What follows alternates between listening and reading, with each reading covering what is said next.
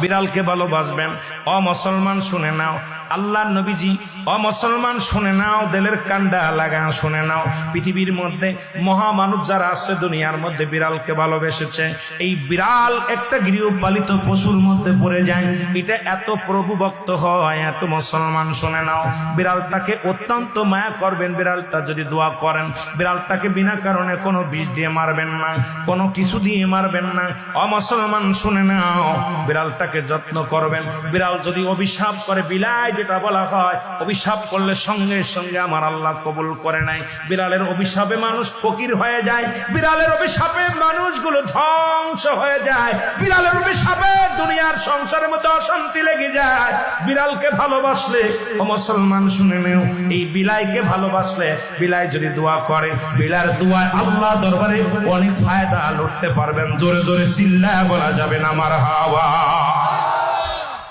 এখানেও নবী বিড়ালকে ভালোবাসতেন। এখনো মক্কা মদিনা অসংখ্য বিড়াল আছে যারা মদিনায় গেছেন হজ করতেন।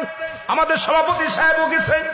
অসংখ্য বিড়াল গুলো দেখবেন মদিনার মনোয়ারায়, রাসূলুল্লাহর রওজার আশেপাশে, কাবা শরীফের আশেপাশে অসংখ্য বিড়াল। ধরে বলেন ঠিক কিনা?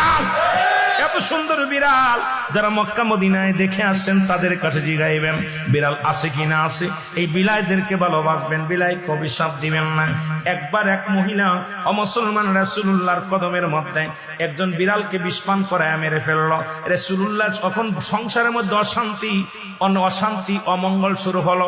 নবীর কদমে আসলেন, ইয়া রাসূলুল্লাহ, ইয়া হাবিবাল্লাহ, আমাদের অশান্তির কারণ কি? জিবরিল আমিন এসে বলে, ইয়া রাসূলুল্লাহ, ইয়া হাবিবাল্লাহ, উনি যে বিড়ালটাকে পালন করতেন, ওই বিড়ালটাকে অনেক কষ্ট দিয়ে মারছে, খানা দেয় নাই, ঘরের ভিতর আটকায় রাখছে, নির্যাতন দিয়া মারছে। এত কষ্ট পেয়ে বিড়াল ছানাটা মারা গেছে। ওই বিড়ালটা বরদোয়া আল্লাহর দরবারে কবুল হয়ে গেছে। তওবা করছে, তওবা করার পর নবীজি নিজেই বলছে বিড়ালকে ভালোবাসো। আর নবীর সাহাবী আবু হুরায়রার কোসের মধ্যে একবার বিড়াল নবীজি আলোচনা করতেছিলেন সাহাবীদেরকে নিয়ে। বিড়াল ছানার পিতা আবু হুরায়রা, আল্লাহু আকবার বলেন না। বিড়ালের পিতা হঠাৎ করে কোসের মধ্যে বিড়াল ডেকে উঠছে। নবীজি বললেন, এ আবু হুরায়রা। সবাই আশ্চর্য হয়ে গেলেন, এবার বিড়াল ছানার আব্বা কি ডাক।